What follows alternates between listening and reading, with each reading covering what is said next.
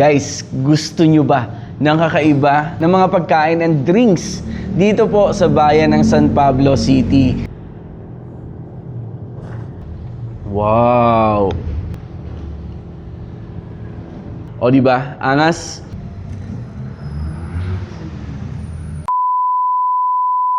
So yan guys, what's up mga katikman? So another day, another food vlog mga idol. Guys, gusto nyo ba ng kakaiba ng mga pagkain and drinks dito po sa bayan ng San Pablo City? Nandito lang po ito sa gitna, Sulweta Street, malapit po sa Laguna College or katapat lang nitong 5-star chicken, no? So napakadali po siyang makita guys. Meron silang malawak na space for dine-in and air condition. Open 9 o'clock in the morning up to 9 o'clock in the evening. Ano guys? So ito guys, cafe and resto. So nakita ko agad yung mga menu niya.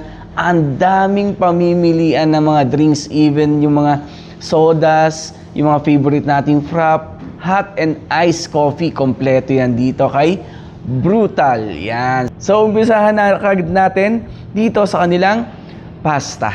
Yan, yung kanilang pasta guys, salted egg pasta. Wow. So nakakinig na ba kayo ng ganon? Tikman na kagad natin. Perfect bite sa salted egg pasta. Guys, masarap pala yun. Kasi sanay lang tayo salted egg sa chicken, di ba? Perfect din to ah. Bagong lasa, bagong experience sa pasta. Tikman nyo to. Guys, marirecommend ko tong salted egg pasta. Wow! Meron sila ditong all-day breakfast, o di ba? Long silog po guys, pero fried rice ah. Hindi katulad ng iba na hindi po sinangag yung kanin. At ito pa yung isa ko pang hinahanap sa mga silog, yung double egg. Dalawa yung itlog na kasama. So bibihira po na nagsiserve na may dalawang itlog, no? So tikman na agad natin. Ang sarap nung fried rice nila. Sa presyong 199, sulit na sulit ka na dito guys. Bacon cheeseburger. Ayan. Guys, oh, yung bacon nag-hi na sa atin. Hi. Wow. Guys, nasa mga pagkain pa lang tayo. Pero gusto ko na kagad i-comment yung kitchen nila. Isang kagat ko pa lang, nasabi ko na agad yung lasa at quality nung ginamit nila dito. Yung patty, yung bacon na nakalagay guys. Hindi basta-basta po. Parang talagang premium ingredients yung nakalagay doon sa kanilang burger. So, worth the price yung matitikman mo sa kanilang burger. Isa pa. Alam ko po ang lasa ng 100% pure beef. Kahit di nila sabihin sa akin, eto yon. Punta tayo sa una nilang kakaiba. Ayan. So ito yung kanilang Biscoff Lava Toast. Ano? So ito guys, mga napapanood natin sa social media. Ang ganda nito guys. Oh. Sa harap nyo, puputok natin yun. Wow! So ganun daw yung pagkain nun. Oh. So ito po yung Biscoff Lava Toast. Tikman natin. Mahilig din ako sa Biscoff.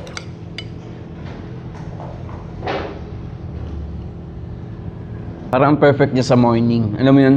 Ayun, sarap. Saktong-sakto lang. Hindi po over toast or andun pa yung crispy kahit nalunod na siya dun sa lava na tinatawag nila, no? So yun guys, syempre, kakaiba naman. Ito naman guys, ang kanilang Brutal pancake pasta. O di ba? Angas. Yung pancake ginawang pasta or yung pasta ginawang pancake. Basta ayun 'yon. Ayan 'yun, oh. Ang gandang tingnan, no? Di ba? Sa pancake siya, literally pancake siya, pero style pasta yung itsura niya. Yun. Merong strawberry. Wow. Merong banana. Ang effort gawin nito, ha. O, di ba? Grabe guys, puntahan nyo to dito sa Brutal. Tikman nyo to. Ang fresh ng strawberry kasama tsaka banana. Tapos, yung pancake, hindi ka mahihirapan isubo kasi nga, putol-putol na siya. Ayan o. Tapos, may whipped cream. Ayan. Hindi ako mahilig sa matamis pero enjoy ko to. So So, another pasta na kakaiba po, roast pasta yung pangalan niya. So, mukha nga naman may bulaklak ang hawak, di ba? So, meron mga bacon sa ibabaw. So, tikman natin kung ano lasa na itong roast pasta nila.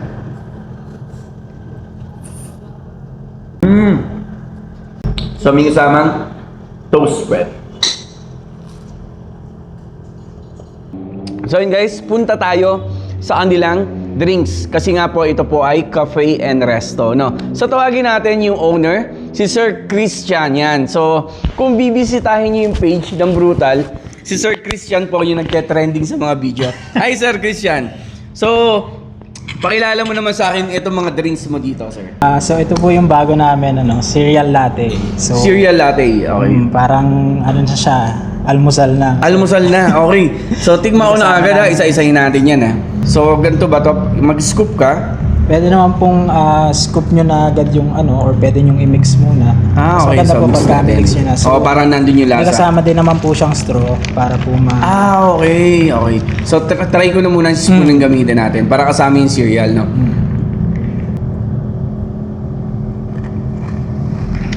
Parang all-in-one to, Sir Christian, ano? So, tamang-tamang alas 9, pwede ka magpagawa nito. Meron ka na almusal. Almusal latte. Perfect. Almusal latte, you know? Ito ang? Ayan naman po ang aming toasted marshmallow. So, Wow! may kasama po siyang marshmallow. Merong- Pwede yung kainin directly. Okay. Or gusto nyo, i-dip nyo ang panghalo nyo. Anong mas masarap? Directly or ihalo? Ako po kasi diretso na eh. Diretso. So, sige. Tikman natin parehas. Okay. So, ito yan.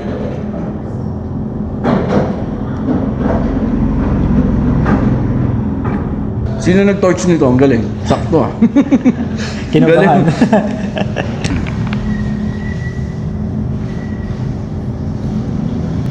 Guys, premium ingredients din yung gamit nila. Alam mo naman yun pagka higop mo ng kape or pagka inom mo, alam mo yung lasa, di ba? Next natin, sir, is itong blue. Wow!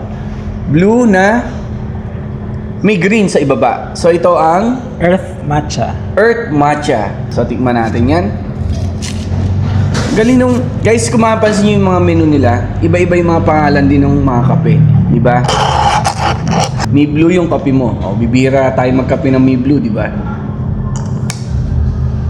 Masarap siya, matamis yung pagka-blue niya. Yun. Sir, ito. Ito ang kakaiba talaga sa amin. Ayan, ang kakaiba sa inyo. Tawag Okay. namin dito ay Promi Latte. Promi Latte. So- Ito yata yung napapanood ko sa video nyo, no? Ito, ina-attach yan. Yan, okay.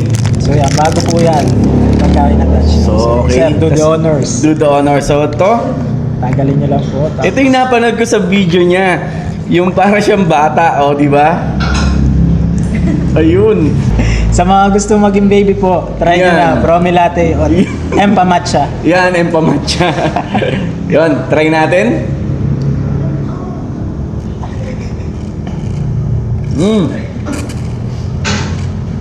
Angas. Nakakatuwa.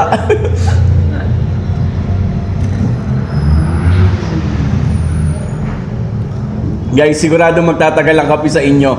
Kaunti kasi yung lumalabas, pero ang angas na experience nito, di ba? So yan, pauso po ni Brutal. Kung gusto niyo ma-experience to, walang masamang itry. Bumalik sa pagkabata. Ano sir? Maganda to. So, tingnan niyo yung mga video ni sir. Talagang mga trending yun na nagaganito sila. Ano bang tawag dito? Promi Latte. Promi Latte. Yan. Tapos si Sir Christian po, mga idol, meron siyang clothing brand din. So itong suit natin, di ba? Ang ganda ng tela niya ha. Tapos talagang mukhang mamahalin yung gamit na mga ginawa dito sa shirt natin. Maganda yung tela, makapal. So sir, pakita mo yung iyong clothing brand. Yan. So ito po, meron po kami merch ng Brutal. Available po sa dalawang kulay. Sa ngayon po, dalawa pa lang po yung kulay na available. Pero balak pa po namin magdagdag ng iba ding design. So yun po, if gusto nyo pong mag-avail, magtanong lang po kayo. Limited lang po yung supply sa ngayon, pero available po siya. Okay. So, dito yan available sa shop, sir. Yes Okay. po. So yun. So maganda. Try nyo bumili din, no? Kulang na lang dyan, sir, Coco Melon. Oo nga, no? Coco-Melon na palabas, no? So, yun. Thank you, Sir Christian, sa pag-experience sa akin itong iyong Promi Latte. So, yun guys, sa mga naghahanap po dyan ng magandang lugar para sa inyong tambayan for coffee and food trip yan. So meron po dito malapit lang sa Laguna College, Sulweta Street. Ito po ang Brutal yan. So kasama natin Sir Christian na nagpauso nitong Promi Latte. Sir, invite mo sila ng mabilisan. Punta po kayo dito. Para matry, ano? Para matry ito. Bilis lang eh. Yeah, bilis para lang. matry po yung mga pagkain namin. Tsaka ito, kung gusto nyo bumalik sa pagkasanggol. O kaya maranasan maging baby. Yun. Kasi hindi na natin alam yung pakiramdam dati na ito, di ba? Hindi nyo natanda yun eh. Nalimutan nyo na yun. So yun guys, i-trending natin tong video na to para i-brutal. Sa mga gusto pong tumikim or magkape, punta lang kayo dito sa Brutal. Yon. So thank you!